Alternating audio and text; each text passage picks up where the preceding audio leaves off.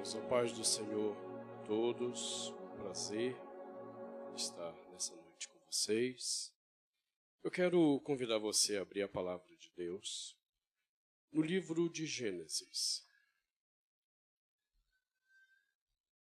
Enquanto você abre, Gênesis capítulo 2, eu quero externar minha gratidão a Deus pelo convite para estar com vocês nessa noite. Principalmente porque eu realmente creio que quando nós que somos chamados por Deus para ensinar a sua palavra, somos convidados a pregar numa outra igreja, há uma dupla honra acontecendo. A honra de expormos a palavra que é própria de quem foi chamado para esse ministério. Mas também a honra da confiança. Receber a confiança da liderança espiritual dessa igreja, para poder expor a palavra de Deus a vocês. Então, também minha gratidão, me sinto honrado por esse convite. Palavra de Deus, livro de Gênesis, capítulo 2. Eu quero ler com você a partir do versículo 18. E após terminarmos a leitura, eu quero pedir a você que mantenha a sua Bíblia aberta. Eu quero meditar com você nesse texto essa noite.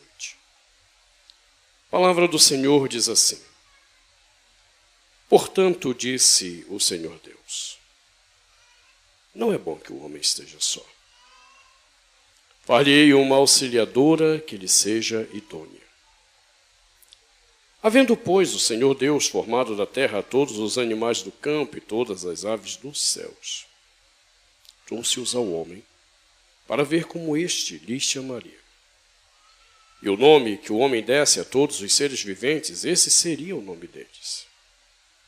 Deu nome o homem a todos os animais domésticos, às aves dos céus e a todos os animais selváticos. Para o homem, todavia, não se achava uma auxiliadora que lhe fosse idônea.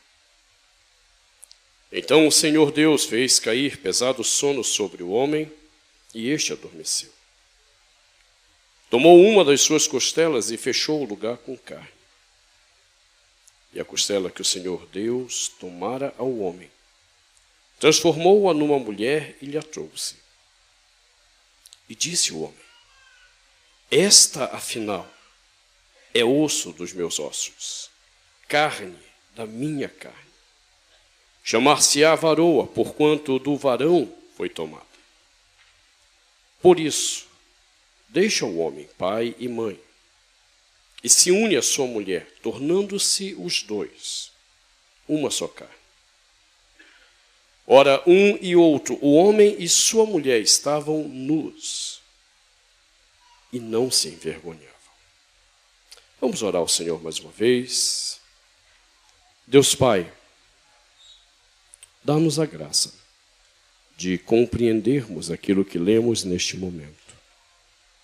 A bênção de proclamarmos o que o Senhor tem nos ensinado. Mas, acima de tudo, nos dê a bênção de sermos transformados e vivermos pela palavra que temos recebido. Para isso, nós pedimos que o Santo Espírito, de uma forma muito especial, venha nessa noite não somente cativar os nossos corações, mas converter os nossos corações a Ti mesmo. Consertar as nossas alianças que, porventura, estejam quebradas com o Senhor. Dá-nos esta bênção para que Tu mesmo sejas glorificado, em nome de Jesus. Amém. Os irmãos podem sentar-se.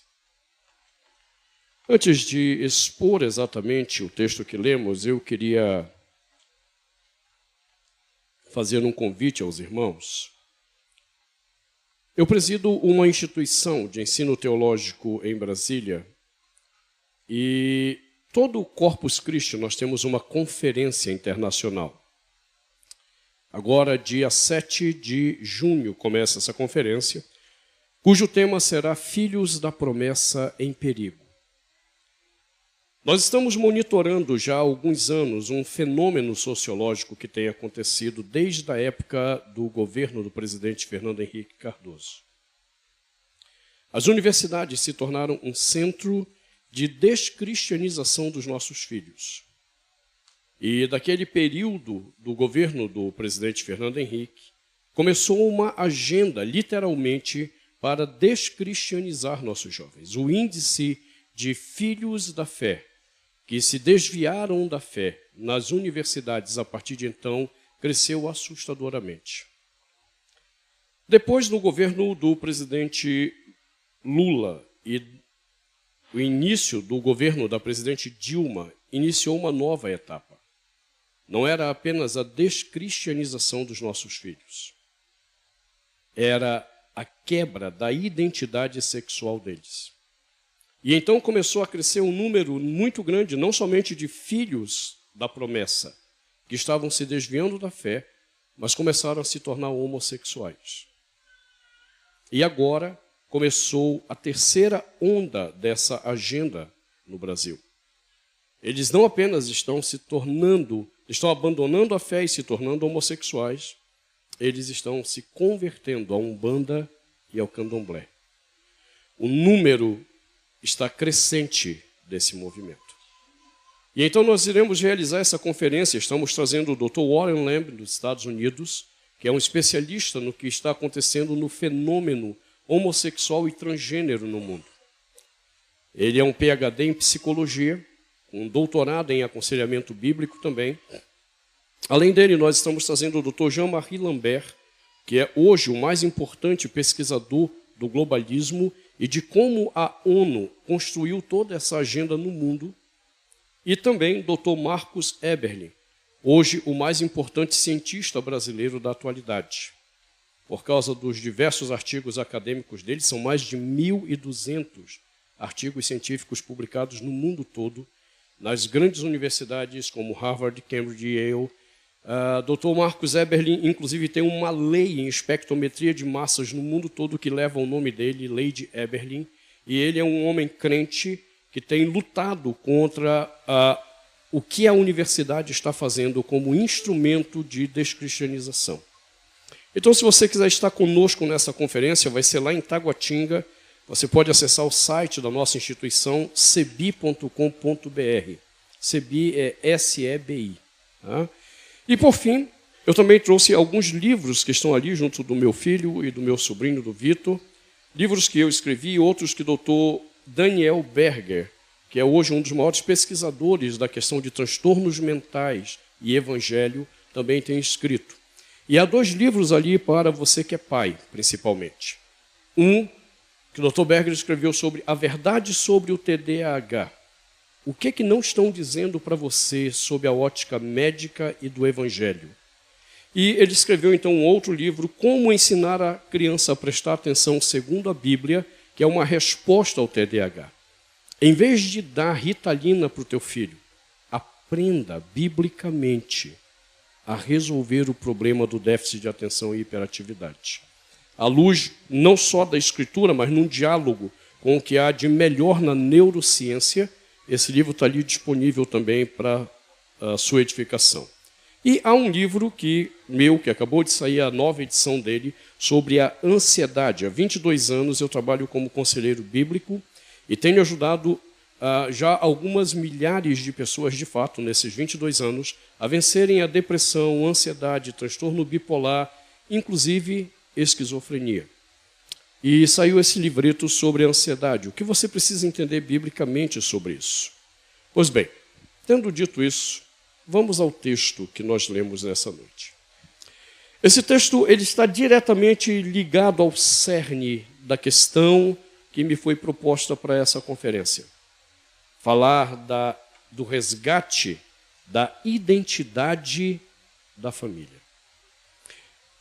Nenhum crente, nenhum pastor, nenhum pregador pode começar a falar de família sem entender bem o que está em Gênesis 2, a partir do versículo 18. E isso hoje é muito mais importante ainda, porque nós estamos vivendo uma cultura de total desconstrução do problema da identidade. Veja, talvez esse seja o grande ponto de conflito hoje na mentalidade filosófica cultural, o problema da identidade. É por meio da identidade que os nossos filhos estão sendo levados a crer que são aquilo que não são. Quando olham para si mesmos e veem o homem que Deus os fez, eles estão ouvindo que essa não é a identidade deles. Que a identidade deles está ligada àquilo que eles sentem. E então eles podem ser um monte de coisa, menos homem. E o mesmo tem acontecido com mulheres. Mas observe que o problema da identidade não é um problema apenas do indivíduo. Toda essa agenda diabólica, maligna, que foi plantada no mundo, que tem no cerne o problema da identidade, ela também trabalha com o conceito da coletividade.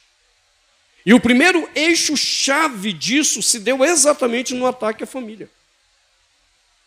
Se você olhar as principais culturas do mundo, você vai ver que todas elas caminharam em prosperidade, caminharam numa estrutura segura, exatamente por causa do núcleo familiar e da identidade clara de ser família. Estude a história dos romanos, e você vai ver que até a era dos seus imperadores, era a família de um homem, uma mulher e seus filhos. Numa estrutura clara de fidelidade, de aliança, de uma relação familiar que fizeram a cultura romana ser o que ela foi. E é exatamente quando ela declina nessa identidade que ela se destrói. O mesmo se deu com os gregos. Se você ler um livro de um dos maiores historiadores do Império Romano, Michel Gibbon, você vai ver exatamente ele falando disso e dizendo, você sabe por que o cristianismo conseguiu derrubar a estrutura do Império Romano? E veja, Michel Gibbon não era um homem crente, não era um homem piedoso, ele era um historiador do século XVIII. E ele diz, é porque o cristianismo tinha uma estrutura de família muito sólida. E isso chocou com a cultura então promíscua do Império Romano daquele momento, porque já havia caído. E isso fez com que aquele império fosse ruindo e dando lugar à fé cristã no Ocidente. E absolutamente todo o cristianismo tomou conta do Ocidente. Não importa se nós olhamos o cristianismo sob a ótica católico-romana ou sob a ótica protestante, simplesmente o Ocidente foi sendo tomado por toda essa estrutura familiar que dava às próprias nações consistência, prosperidade. Mas é interessante que nós chegamos ao século XVIII. E no século XVIII vem um movimento filosófico que ensinam aos nossos filhos, como se fosse a coisa mais linda e maravilhosa do mundo, chamado iluminismo. Dizendo, no iluminismo, o homem adquiriu agora o poder do saber, do conhecimento. O que as pessoas não sabem é que o iluminismo nasce exatamente debaixo de uma agenda maligna para a desconstrução de identidade. Um dos pilares exatamente do iluminismo era exatamente a quebra da autoridade. E quem está por trás da promoção dessa nova identidade familiar é nada mais, nada menos do que um homem bem conhecido no mundo chamado Marquês de Sade. As pessoas conhecem Marquês de Sade por causa da pornografia que está associada ao nome dele. O que as pessoas não sabem é que Marquês de Sade era um político que traçou toda uma identidade nova, não apenas de sexualidade, mas de família. Essa mesma agenda que nós estamos vendo evoluir, crescer e avançar nos dias de hoje. Se você quiser conhecer um pouco mais sobre esse pano de fundo da construção iluminista contra a família, você precisa ler um livro muito importante chamado Libido Dominante. Um livro extremamente bem argumentado, com provas, mostrando como isso foi feito. E também um livro de Dr. Jean-Marie Lambert, que vai estar conosco na nossa conferência, chamada A Cruz e a Maçã, entre o cristianismo e o globalismo. E lá você vai entender como tudo isso foi sendo construído para que a identidade de ser família ruísse. E ruindo a identidade de ser família, também vai ruir a identidade do teu filho, de quem ele é, de quem ela é. Por isso, mais do que nunca, nós temos que voltar a esse texto de Gênesis para entender algumas coisas da identidade real da família. E a primeira coisa importante que eu quero que você olhe, observe comigo. Versículo 18 começa dizendo assim: disse, portanto, o Senhor Deus. A minha tradução, eu não sei como diz a sua tradução, ela diz assim: disse mais o Senhor Deus. Portanto, essa não é uma boa tradução no meu entendimento hebraico. Eu sou professor de hebraico há 28 anos. Por uma questão simples. Se tivermos alguém aqui que sabe hebraico, poderá verificar o que eu estou dizendo. O versículo 18, ele começa com a expressão Vaiomer Elohim. Ele não diz, disse mais. Vaiomer, na verdade, é uma expressão que pode ser traduzida corretamente como portanto disse. E essa é a tradução que eu acredito ser a correta. Por quê? E qual a diferença disso? Em linguística, existe uma coisa chamada conectivos linguísticos, que unem discursos para dizer o discurso não acabou. O discurso está em progressão, e então ele usa alguns desses conectivos para dizer agora começou a conclusão do discurso. Ora, do capítulo 1 de Gênesis até o capítulo 2, versículo 17, há um discurso muito claro acontecendo. E é interessante que o capítulo 3 começa um discurso totalmente novo. Para falar da queda, não mais da criação. E então, é óbvio, dentro desse discurso, que o versículo 18 é a conclusão de um discurso que começou lá no capítulo 1, versículo 1. E que se estendeu até o capítulo 2, versículo 17, indo agora para a sua conclusão. E é nessa conclusão que nós encontramos a identidade da família. Observe, diz o texto então, portanto disso, Senhor Deus, não é bom que o homem esteja só. Perceba, há algumas questões aqui importantes. Primeiro, e o chave, o mais importante de tudo, que desde essa revolução de Marquês de Sades, no século XVIII, começa, é entender que casamento, nós precisamos ter isso muito claro na nossa cabeça. Casamento não é uma invenção social. Casamento não é uma articulação político-social. Casamento é uma determinação e criação do próprio Deus. Quando eu cheguei aqui, eu vi alguns irmãos com uma camisa assim, família, projeto de Deus. É isso. A família não é algo que a igreja inventou. Não é algo que o judaísmo inventou. Família é algo que está atrelado a um projeto mesmo de Deus. Por isso ele é decretivo na vida do homem. Apenas para você entender como isso é sério. Quando Adão recebe Eva nesse texto, ele faz uma canção para ela. Em hebraico, literalmente, versículo 23, quando diz, esta afinal é osso dos meus ossos, carne da minha carne, chamar-se-á varoa, porquanto do varão foi tomada. Essa expressão é toda em hebraico, ela é uma poesia, e que está metrificada para a canção. Então nós sabemos que Adão cantou. Ele fez poesia e música quando recebe sua esposa, mas é interessante que ele usa essa expressão, porquanto do varão foi tomada, chamar-se-á varoa. E a expressão hebraica literalmente aqui é ish, porquanto foi tomada de um homem, ela será sua mulher.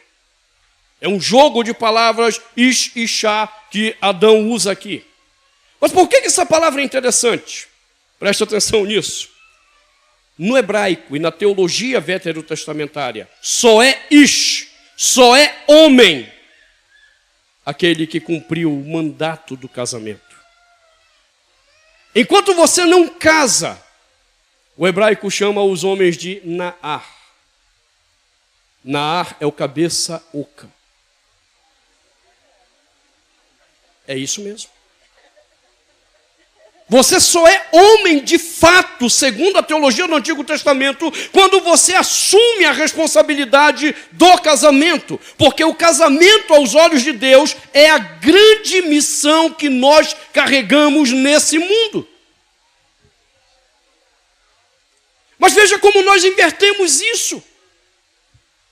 Em vez de nós vermos o casamento como essa obra de Deus, plano de Deus, projeto de Deus, nós passamos a investir as nossas vidas nos nossos sonhos. E nós vamos adiando aquilo que é o mais importante para Deus, que é a união de um homem e de uma mulher. Nós vamos protelando isso. Veja como nós perdemos a identidade de um Deus que criou o casamento para que o casamento seja de fato a essência da nossa missão no mundo. Ora, quando nós dizemos Deus criou o casamento, nós estamos dizendo então uma outra questão. Não é apenas que Ele criou para um propósito claro e definido, para uma missão clara e definida, mas Ele criou o casamento com todo o poder espiritual para cumprir essa missão no nosso mundo. De tal maneira que a natureza do nosso casamento é uma natureza espiritual. Não é um ajuntamento de um homem com uma mulher. Não é uma cerimônia social bonita que quer dar glamour ou demonstrações aos homens, mas antes de qualquer coisa, é a revelação do poder espiritual que há no homem e na mulher como participantes do projeto de Deus para o mundo. Agora veja como nós perdemos isso também. A partir da década de 70, houve uma revolução que chegou ao Brasil. O divórcio. E desde então, da lei que permitiu o divórcio, e em todas as suas leis posteriores, nós passamos a acreditar que o casamento era um contrato. O casamento era um contrato. Nós nos esquecemos quem era o autor dele, quem criou o casamento, quem planejou o casamento. E perdemos a noção dessa espiritualidade que está presente no casamento. E começamos a fazer contratos. Crentes se contentam em ir diante de um juiz de paz fazer um contrato. E não se incomodam de nunca terem vindo a um sacerdote legítimo, instituído por Deus na sua igreja, para invocar aquilo que de fato é o casamento, um pacto. Casamento não é um contrato. A ideia contratual é exatamente a mentalidade que começa com o Marquês de Sades, depois passa pelo famigerado, perverso e pervertido Karl Marx. E a igreja hoje acredita que está diante de um juiz de paz, de fato cumprir o papel do casamento. Não! Como um juiz de paz, às vezes ateu, ímpio, promíscuo, pode invocar aquilo que é um pacto espiritual. Então, quando nós aceitamos essa questão de contrato, meu amigo, aí fica fácil, qualquer coisa é razão para eu me separar. Qualquer coisa é razão para dizer, olha, vamos seguir cada um o seu caminho. Porque o contrato, ele está atrelado a um aspecto bem simples. A minha felicidade é o meu bem-estar. Contrato não envolve sacrifício. Contrato não envolve mortificar a mim mesmo pelo outro. Significa que se eu não estou bem, se eu não estou ganhando nada, se isso não está me dando alguma forma de lucro, simplesmente eu vou lá e termino. Não, vamos romper esse contrato. Não está sendo bom para nenhum dos dois. Mas quando Deus estabelece o casamento em Gênesis 2, Ele está estabelecendo uma questão de pacto. Observe, essa frase pactual, ela aparece no final desse versículo, do texto que nós lemos. Olhe comigo. Versículo 24 diz: por isso deixa o homem pai e mãe e se une à sua mulher, tornando-se os dois uma só carne. É interessante que muitas pessoas leem isso, e exatamente porque não conhecem o hebraico, fazem um monte de interpretações erradas. Eu já ouvi muitos sermões que a ideia de que, como é que nós nos tornamos uma só carne? Isso aqui é a matemática de Deus, irmãos. Já ouvi sermões assim. Ora, 1 mais 1 nunca pode ser 1, só é 1 quando a conta está errada. Então tem que acontecer algo. Tira 0,50 de você e 0,50 do outro, que agora 0,50 com 0,50 dá 1. Então a gente renunciou metade de si mesmo.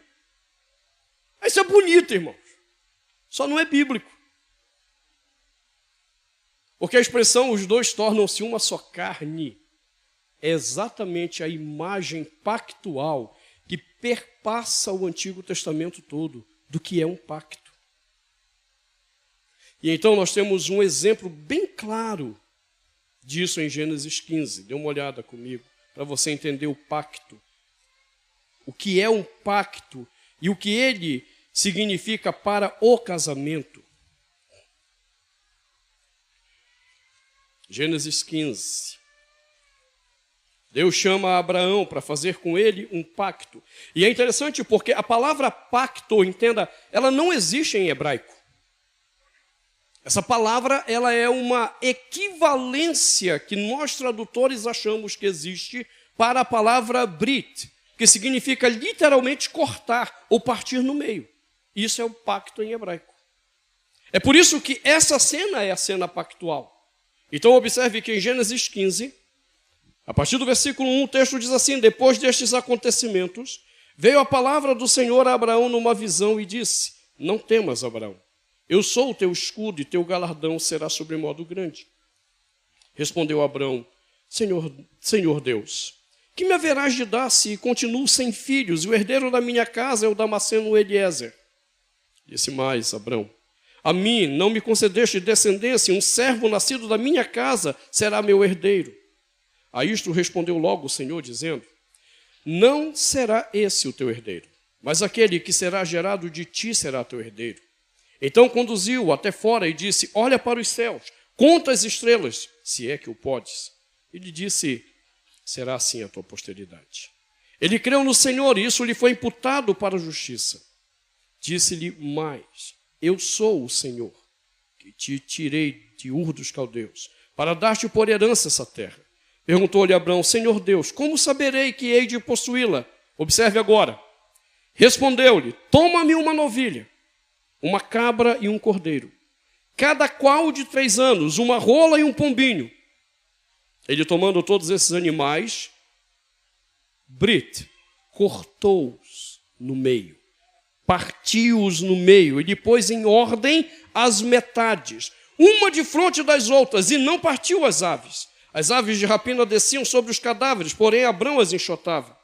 Ao pôr do sol caiu profundo sono sobre Abrão e grande pavor, e cerradas trevas o acometeram. Então lhe foi dito: sabe com certeza que a tua posteridade será peregrina em terra alheia, será reduzida à escravidão, será afligida por 400 anos, mas também eu julgarei a gente a que tem de sujeitar-se, e depois sairão com grandes riquezas, e tu irás para teus pais em paz, serás sepultado em ditosa velhice. Na 4ª geração tornarão para aqui, porque não se encheu ainda a medida da iniquidade dos amorreus. Perceba, Deus mandou pegar os animais, partir no meio e diz: coloca uma de frente para a outra, as metades.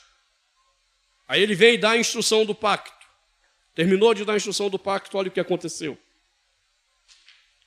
E sucedeu, versículo 17, que posto o sol, houve densas trevas, e eis um fogareiro fumegante, e uma tocha de fogo que passou entre aqueles pedaços. Naquele mesmo dia fez o Senhor Brit, aliança com Abraão. Percebeu o que é a cena do pacto? Coloca-se as metades uma de frente para a outra, é dada a instrução, o Senhor vem, passa no meio e consome nele mesmo as duas metades. Você consegue ver o que estava sendo dito agora? E vocês serão uma só carne? O que é uma aliança de casamento? Eu sou colocado de frente diante de um sacerdote legítimo, pastor da igreja. E então ali eu prometo, diante de Deus, eu faço votos diante de Deus pela aliança com a vida da minha esposa e da minha esposa com a minha vida. E quando nós fazemos isso e é invocada a bênção do Senhor, o Senhor deve passar no meio desse casal e consumir esse casal nele mesmo. Agora eles são uma só carne. A carne que representa o próprio corpo do Senhor Deus para o mundo. Não é a minha imagem, é por isso que não tem espaço para, meus 50% de mim mesmo, meus 50% de mim. Não há espaço. Ser uma só carne na aliança é ser consumido ambos em Deus, estarem em Deus. Mas eu acho que você ainda não entendeu a seriedade disso. Por que Deus odeia? É esse o termo que a palavra de Deus usa. Deus odeia o divórcio. Por uma questão simples. Quando você é digerido em Deus para ser um com Ele no teu casamento, e você decide sair, você está dizendo a Deus que não quer ser digerido nele. Uma cena bem simples para você entender isso é quando você vai a uma churrascaria e você começa a comer um monte de carnes. Até que aquela carne entre em você, ela era a carne morta de algum animal. Quando ela entra em você, ela começa a ser digerida e ela não é mais a carne daquele animal. Ela passou a ser a tua própria carne. Quando nós somos digeridos no casamento em Deus, não sou mais eu. Agora é minha carne, minha vida, digerida em Deus pela aliança do meu casamento. Mas da mesma forma que acontece na churrascaria, acontece com o casamento. Há algumas carnes que não querem ser digeridas. Algumas carnes que começam a se mover no nosso corpo, regurgitar. Elas não querem ser digeridas. E o que acontece? Nós acabamos vomitando. Porque aquela carne não quis ser digerida. Você acha que o divórcio é o quê? É a carne de dois pecadores que de alguma forma rejeitaram ser digeridos pelo próprio Deus no pacto. E se revolveram tanto dentro de Deus que Deus os vomitou. Isso é o divórcio. O divórcio é o vômito de Deus daqueles que não quiseram ser digeridos no pacto. É por isso que é mais fácil você fazer um contrato. Porque no contrato você pode continuar a mesma pessoa egoísta que você sempre foi. No contrato você pode continuar sendo a mesma pessoa mesquinha que você sempre foi. Mas no pacto, não, no pacto eu sou digerido por Deus.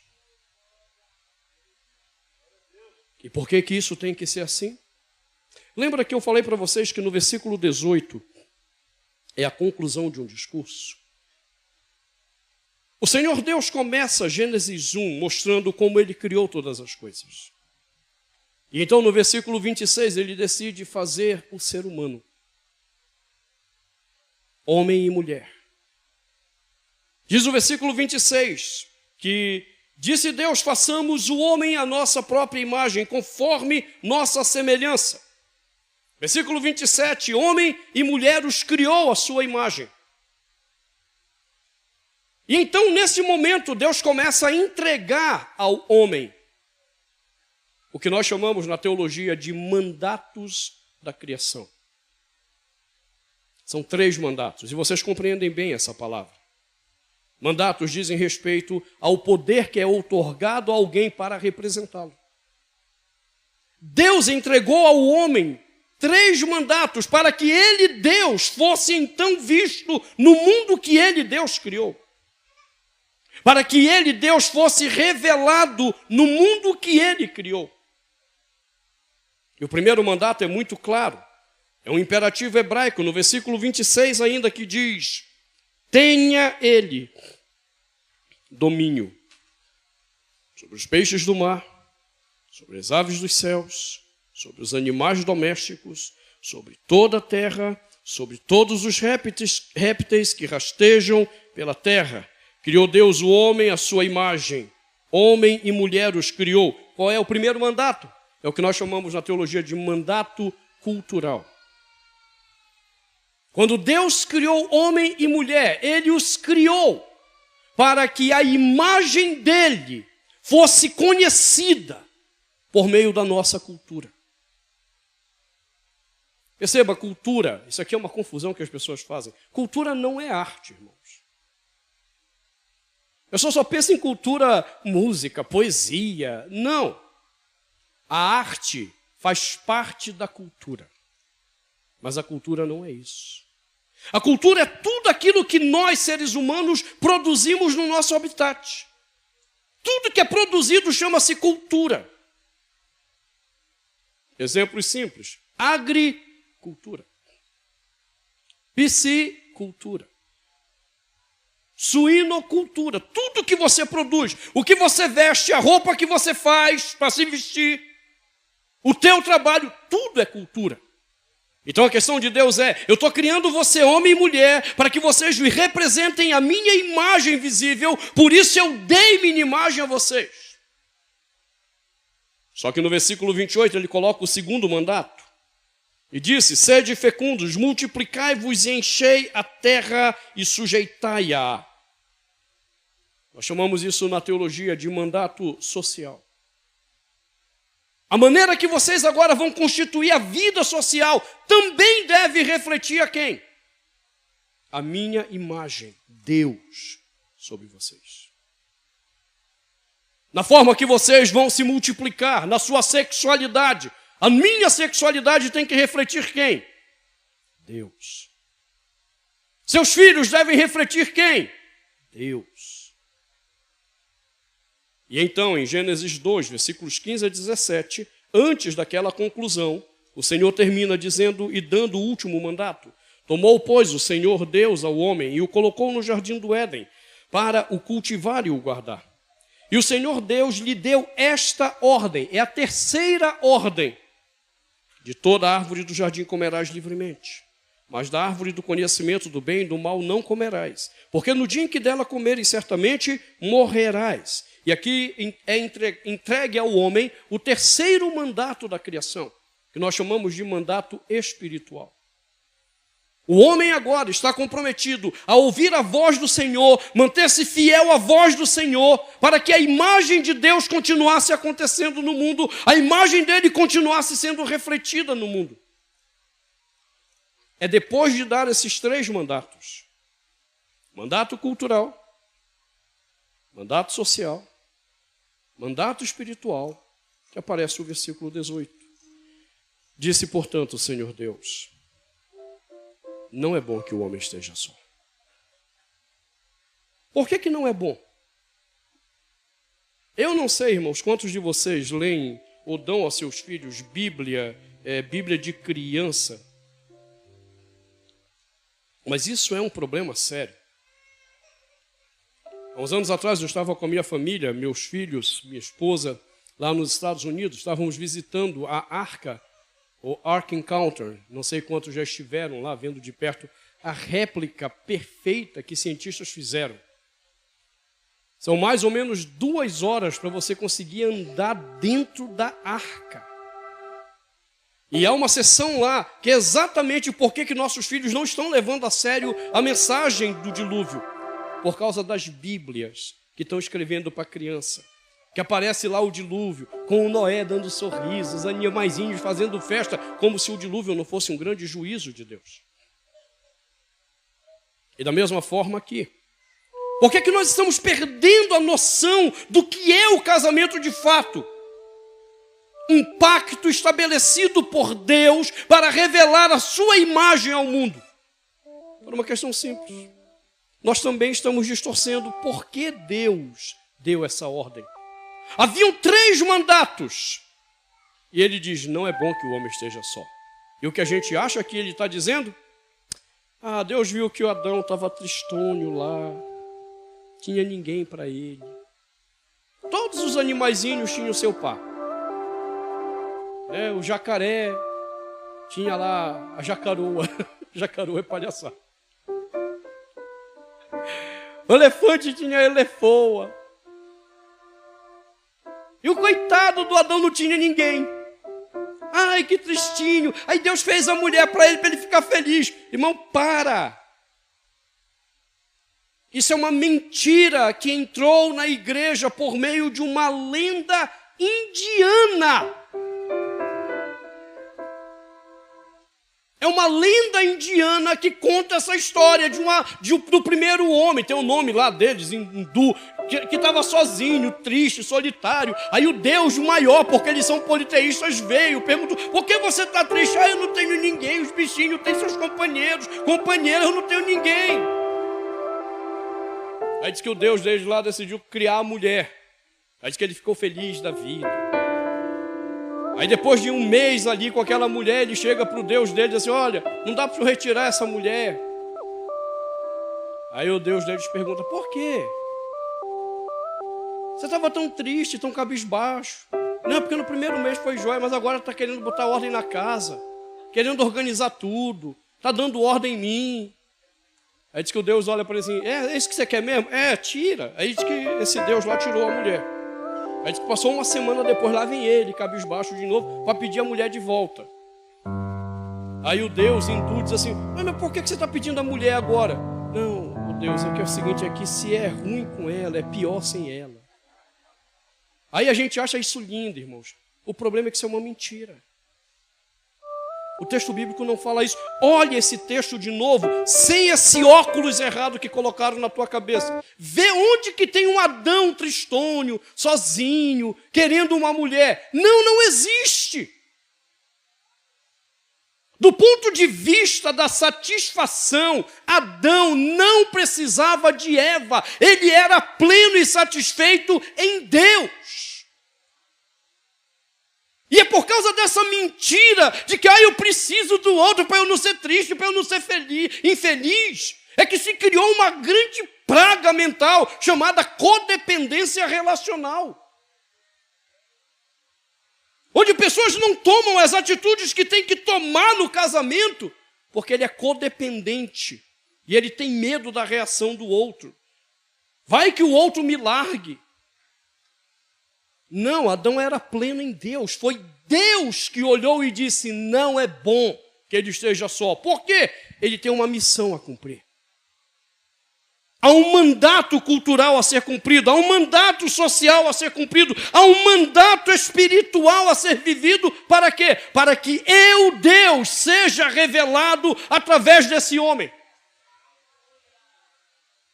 Não é bom então? Eu far-lhe-ei uma auxiliadora idônea. E mais uma vez é legal quando você entende o texto hebraico. A ideia da auxiliadora é alguém que está diante dos olhos dele. Sem nenhum rebaixamento. Alguém que está à altura dele. E a palavra idônea em hebraico tem a ver com a ideia de capacidade. Alguém que tem capacidade para ajudá-lo a cumprir a missão. E qual é essa missão? Revelar a imagem de Deus para o mundo. A identidade do casamento, então, não tem nada a ver com a sua felicidade. E essa, então, foi uma outra grande mentira que começa com aquele pervertido do Marquês de Sades. Que se prolifera nos pensamentos de Karl Marx e Engels. E depois se prolifera no existencialismo de Jean-Paul Sartre e Simone de Beauvoir. A ideia de que você se junta para ser feliz. Não, eu não casei para ser feliz. Para com essa mentira diabólica na tua cabeça. Você casou para glorificar a Deus e revelar a glória dele para o mundo. E enquanto isso não for verdade para você, qualquer motivo será suficiente para você simplesmente dar o divórcio. Ah, eu não sou feliz. E quem disse que tem a ver com felicidade? Tem a ver com a glória de Deus no seu casamento. Eu fui pastor de um homem e essa história, para mim, deles foi muito forte, muito impactante. Ele era um executivo de uma multinacional da Alemanha. Ele foi presbítero de uma igreja que eu era pastor. Esse homem estava estudando no ITA, antes, obviamente, de ser um executivo. Ele fez os estudos dele no ITA, o famoso centro lá de São José dos Campos. Obrigado. A esposa dele já trabalhava na aeronáutica, ela era enfermeira, trabalhava no núcleo lá de saúde da aeronáutica e tal. E eles eram jovens e não queriam pecar contra o Senhor. Eles não acreditavam nesse mundo moderninho de namoro, princípio bíblico da corte. E então eles decidiram que iriam casar. E como ele não podia sustentar a casa, porque ele estava estudando, fizeram o acordo. Ela sustentaria a casa enquanto ele estudasse. E depois que ele terminasse, ele assumiria a responsabilidade da casa e ela sairia da aeronáutica. E assim fizeram. Logo que ele saiu, ele foi contratado pela White Martins, num cargo muito alto, mas não era de executivo. E tal foi o sucesso dele que ele despertou o interesse dessa multinacional da Alemanha, que, para você entender, trabalhava apenas com empresas do nível de Petrobras. E esse cara, então, tinha uma vida muito louca de viagem. Às vezes ele tinha que estar em 3 países daqui da América Latina no mesmo dia. Era café da manhã num lugar, almoço no outro e jantar em outro país. E então esse homem, lá quando começou a internet, um dia conversou com sua esposa e eles já tinham tecnologia de ponta dada pela empresa para viajar. Ele estava cansado, ele entrou na internet e estava começando esse negócio de sala de bate-papo. Como ele não estava conseguindo dormir, ele disse assim, não, eu vou lá bater um papo, saber como é que isso funciona. Lá ele conheceu uma moça, inclusive aqui de Brasília, que tinha metade da idade dele. Começaram a conversar. A conversa foi progredindo para uma paixão. E quando ele viu, ele estava apaixonado. Aí o pecado, irmãos, o pecado é terrível. Ele nunca se contenta. Ele sempre vai aprofundando. É como diz o salmista, é um abismo chamando outro abismo. O doido trocou o telefone com ela. E aí um dia ele saiu para fazer uma dessas rotinas de uma semana fora do Brasil e esqueceu o celular dele. Levou só o da empresa. E aí a menina ligou para ele. E o filho dele pegou o celular. A menina ficou toda desconcertada, em vez de desligar, não sabia o que dizer, ele passou para a mãe. A mãe foi conversar com a menina. E a menina, desconcertada, começou a mentir. E se tem uma coisa que mulher pega bem, é mentira. Ela na hora percebeu. Quando chegou na sexta-feira, aquele homem chegou. Como era hábito dele, ele saiu com sua família para jantar, ter um bom tempo com a família, e nisso ele era admirável, ele realmente sabia dar qualidade de tempo à sua família. Quando voltaram para casa, oraram, fizeram o tempo devocional juntos, os filhos foram dormir, e a esposa olhou para ele e disse, precisamos ter uma conversa. E aí eles foram ter aquela conversa, e ela contou o que tinha acontecido. E ele, como um bom filho de Adão, mentiroso, olhou para ela e disse, não, essa é coisa da sua cabeça, você está ficando doido, não tem nada a ver. E foi interessante que ela olhou para ele e disse assim, olha, não me faça parecer uma doida. Você sabe que eu... Ele na verdade disse que ela estava criando coisas na cabeça. Você sabe que eu não faço isso. Eu não sou burra. Eu apenas quero que você me diga o que está acontecendo. Entenda, ela estava falando desse jeito, eles estavam me contando a história deles assim, com calma. E ele decidiu então abrir o coração, falou tudo que estava acontecendo e disse, olha, eu acho que é melhor a gente ir para o divórcio, o nosso casamento já desgastou. Eu geralmente, quando falo para casais sobre essas questões que envolvem adultério, um monte de coisa, eu digo assim, como é que você, mulher, ia reagir diante disso? Você sustentou aquele cara para ele poder terminar a faculdade dele. Você foi participante para ele estar onde ele está, como um executivo de uma multinacional. E esse cara agora olha para você e diz assim, olha, é melhor a gente terminar o casamento e parar por aqui. Como é que vocês reagem? Vocês reagem assim, como mulheres infantis que não entenderam a questão da glória de Deus. Como você faz isso comigo? Eu me dediquei a você! Você não entendeu nada de casamento. Sabe como aquela mulher reagiu? Depois que ele falou isso, propôs o divórcio. Ela olhou para ele e disse, ok. E entenda, eu estou te falando do jeito que eles estavam me contando a história e como ela de fato reagiu. Ela reagiu desse jeito. Ok. Eu não tenho dificuldade em entender que você esteja vivendo um adultério. Afinal de contas, você é um pecador. Tanto quanto eu sou uma pecadora. Apenas, infelizmente, o pecado pegou você. Mas ele poderia ter me afetado e poderia ser eu estar nessa situação. Também não me surpreende que, por causa do seu pecado, você queira o divórcio. Há apenas uma coisa que eu não entendi até agora.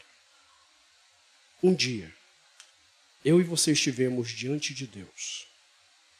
Fizemos um pacto com Ele, de que nosso casamento o glorificaria. E o que eu não estou entendendo é como você conseguirá glorificar Deus por meio de um divórcio e um casamento adúltero. Você pode me explicar como isso funciona?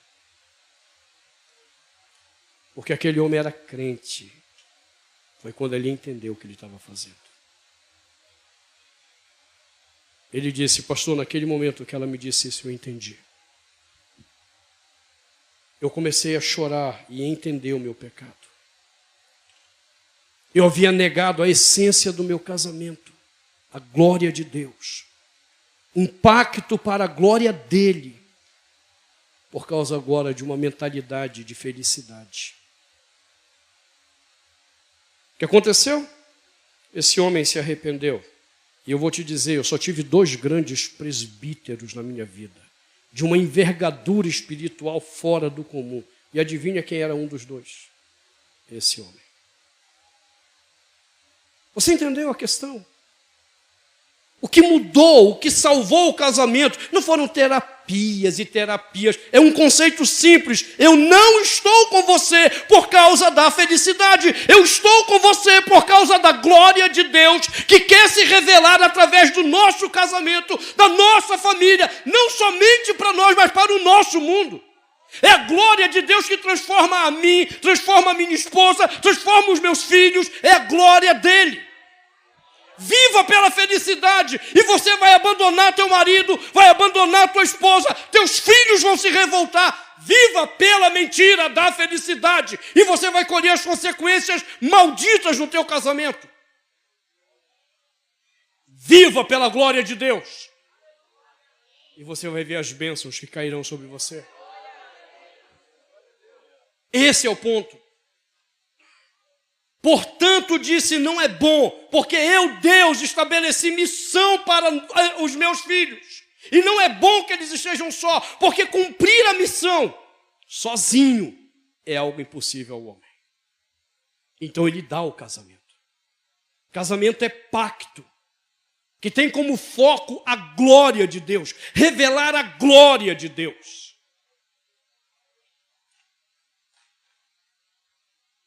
Essa é uma das questões bem difíceis de aprender. Mais difíceis ainda de praticar. Porque significa que não importa o que a minha esposa faça, Não importa o que o seu esposo possa fazer. Você foi chamado para revelar a glória de Deus, até mesmo sobre os pecados que eles estão praticando. O divórcio não é uma opção. O divórcio é a escolha dos fracassados, dos egoístas, dos fracos. A glória de Deus é o compromisso dos que amam a Deus e que lutarão com sacrifício para que mesmo em meio aos pecados que possam acontecer na família, a glória dele seja revelada.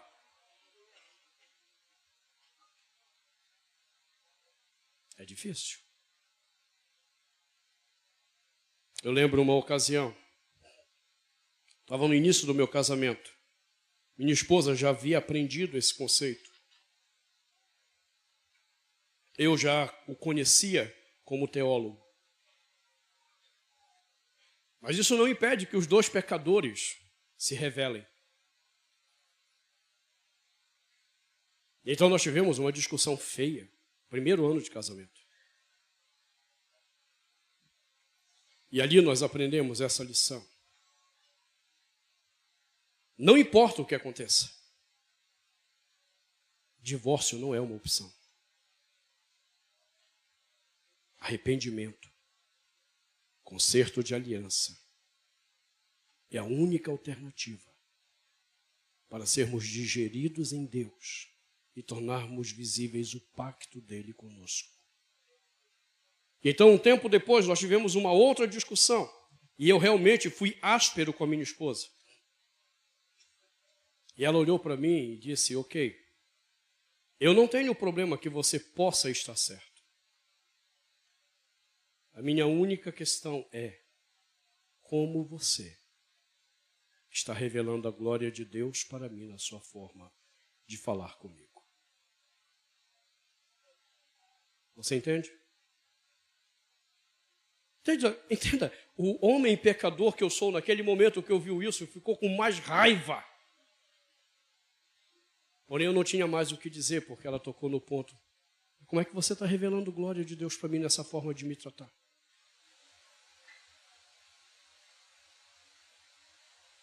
A identidade do casamento não tem a ver com a sua felicidade. Tem a ver com a glória de Deus revelada na sua casa, para que a Missio Dei, a imagem de Deus, seja comunicada ao mundo. Só para eu finalizar.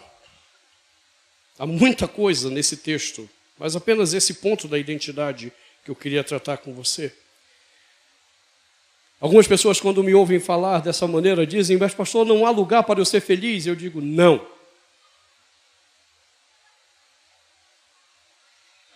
A felicidade não faz parte do propósito de Deus. A glória dele faz parte. Agora que você entendeu esse princípio, adivinha o que acontece quando você consegue viver para a glória dele. O que acontece? Qual é o resultado? Aquilo que antes era a tua busca. Felicidade. A felicidade não faz parte do propósito porque ela não é objetivo. A felicidade que tantos casais estão buscando nada mais é do que a consequência de terem aprendido a viver para a glória de Deus. Coloque a felicidade no lugar certo e você vai ver como o teu casamento vai prosperar. Feche seus olhos.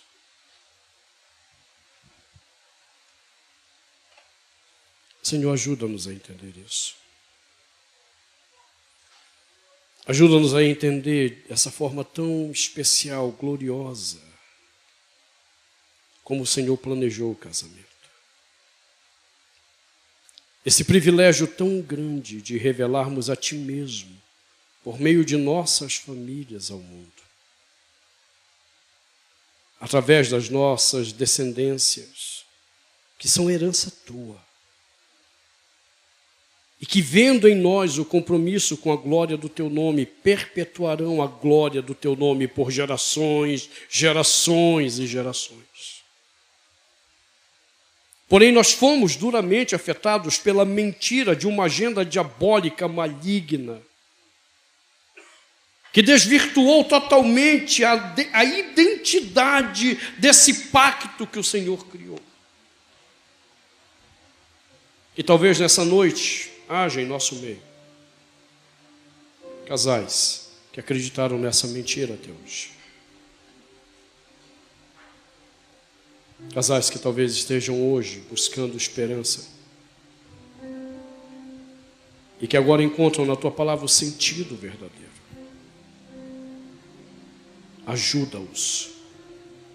Ajuda-os a entender isso, saírem das mentiras com as quais construíram seus relacionamentos, quebrarem os pactos falsos que fizeram pelo único pacto verdadeiro, querer ver a tua glória no seu lar.